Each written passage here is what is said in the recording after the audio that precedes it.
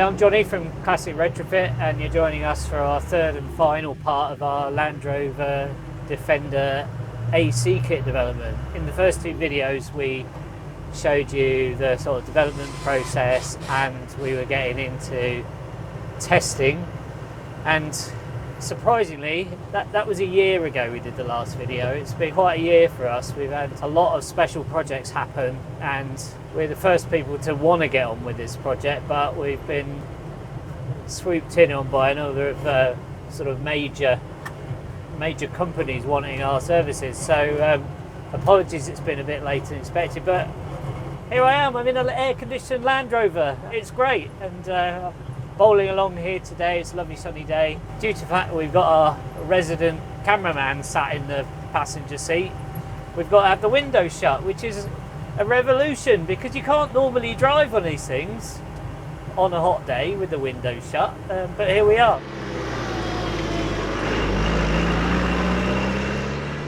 Okay, so in this video we're going to go through where we've landed with the final design. We're going to go through each component and why we feel that we've improved upon some of the other systems that are available for the Land Rover. Dispelling quite a few myths as well. We're using a 12-volt electric compressor, and yeah, there's quite a few sort of myths in, particularly on internet forums, about the performance of these.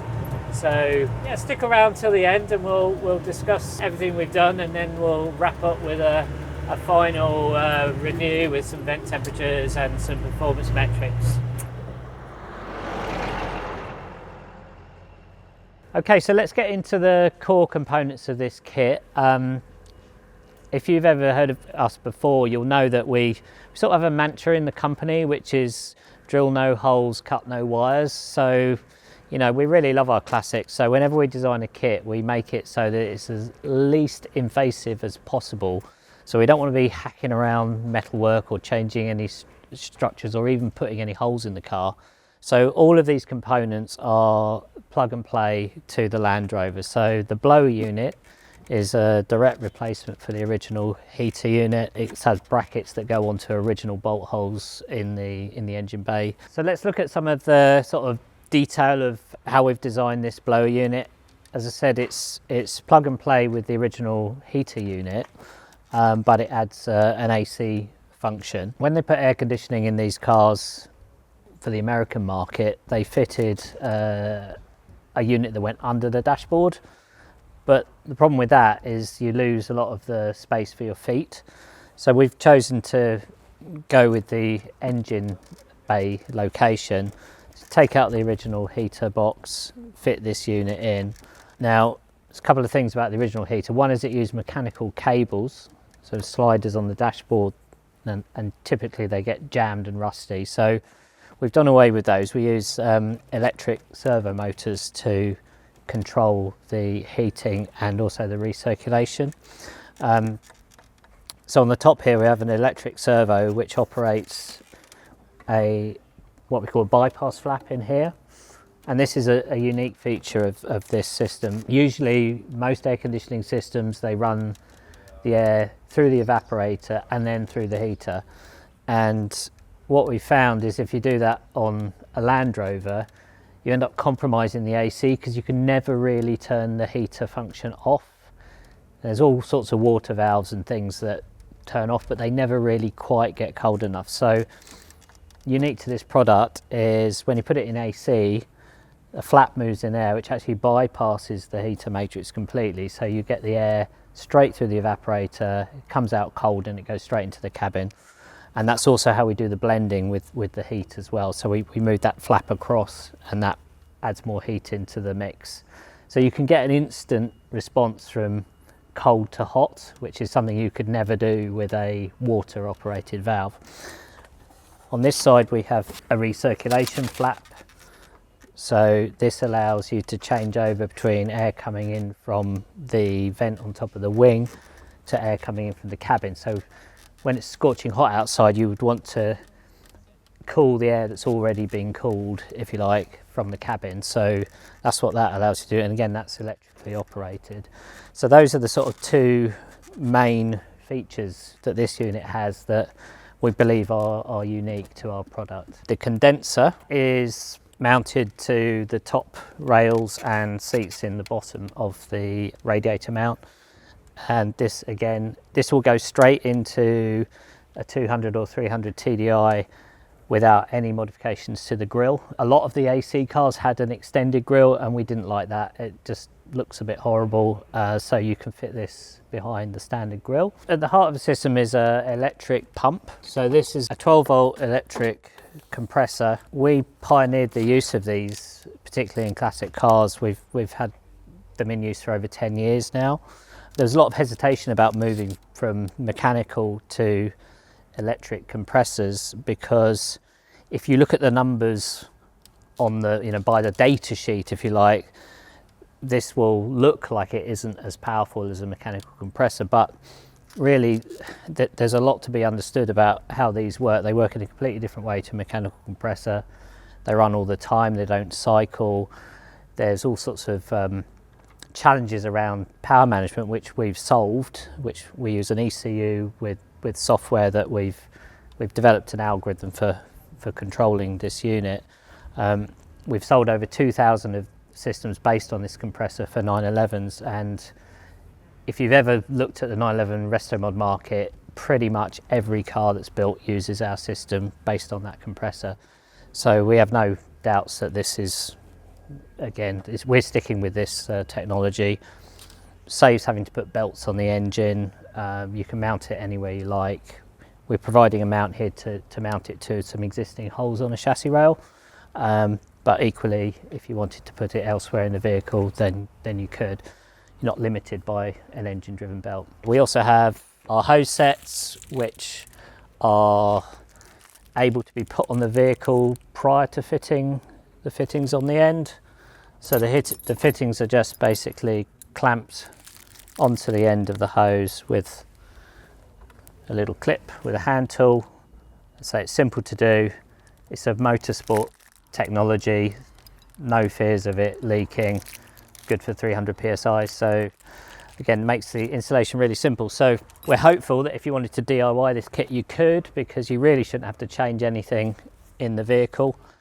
There is, however, one exception to that, and that is the recirculation, which I'll show you in the cabin. Okay, so the control side of it, we have an ECU which does the main compressor control, and it has inputs for temperature sensors and basically the conditions for the compressor to run, so that handles that. This is the bit we really like. This is our replacement controller. In these cars there's a blanking panel in the middle of the dashboard. Usually it has a rear window switch or a cigarette lighter or something like that.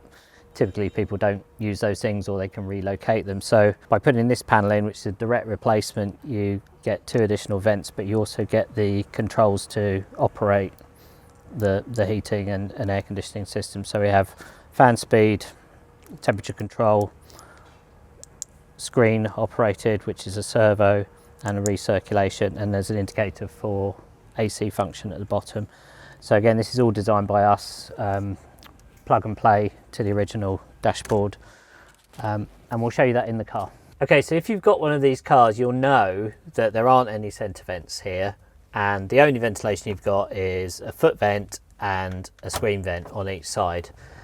It's really poor. There's hardly any air gets in, and you can't direct it at your face. You've just got the screen on the feet, and that's it. So what we've done here is we've basically designed a system of parts that fits inside the dashboard, and basically what that does is it minimises the volume of air coming through, so you get more volume coming out of here. And then additionally we've got rear facing vents, so you can actually point these at your face. You've got these coming out, which also now can be pointed towards your body. On the original Land Rover, they just point straight down. So between those two things, we've basically improved the air distribution and also the amount of air coming out.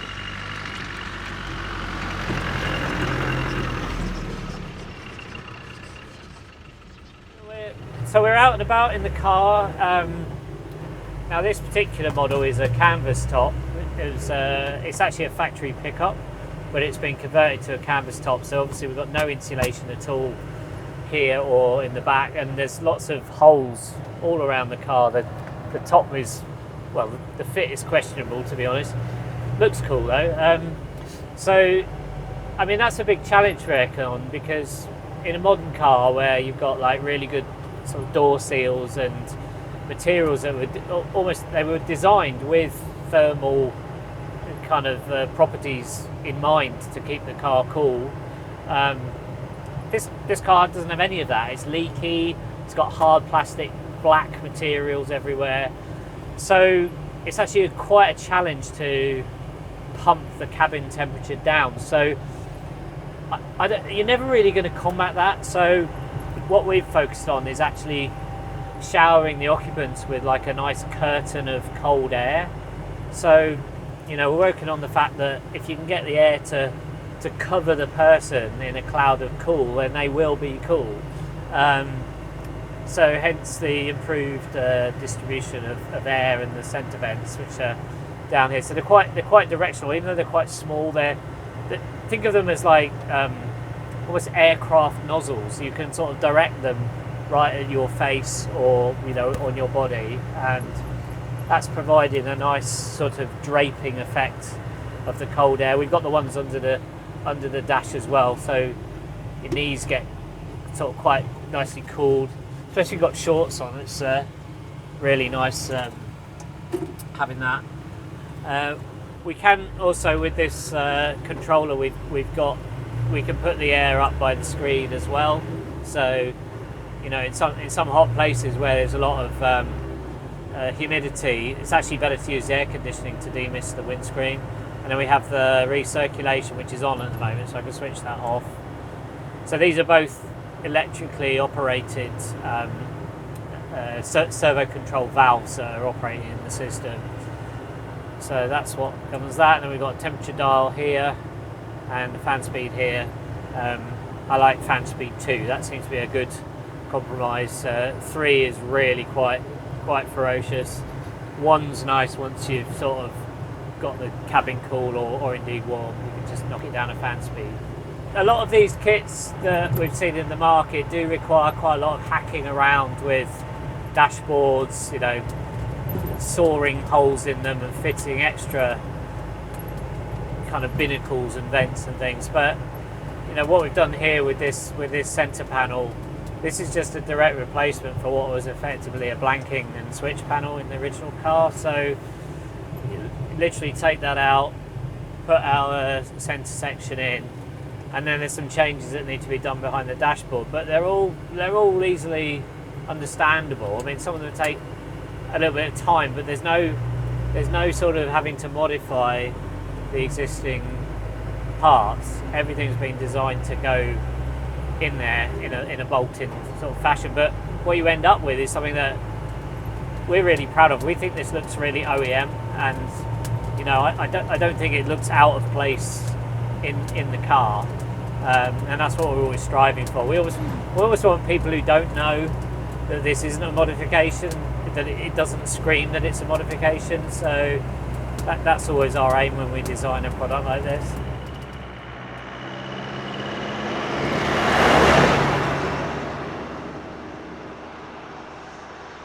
So I've got a little temperature widget here. This is a remote probe. So on this, the top one is the actual temperature in this box, so i.e. the cabin temperature, if you like.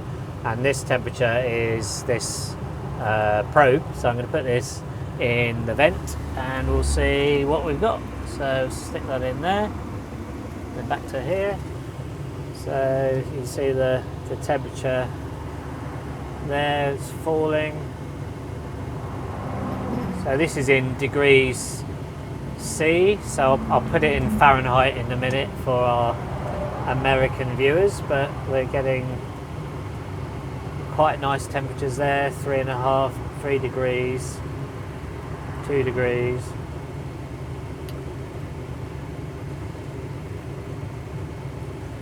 There we go, I'll switch this to Fahrenheit now. So that's 36 degrees Fahrenheit. So it's really only just a few degrees above freezing, freezing being 32, back to centigrade then. So yeah, 1.7 degrees centigrade. So it's been a bit crazy. We've literally had hundreds of people emailing us and asking us when this is going to be ready. But because of that, we've put on a subscription thing on our website, because honestly, the easiest way for you to know is to head to our website, click on the Land Rover, and then you'll be the first to know. And then we don't have to remember like 100 people to reply to.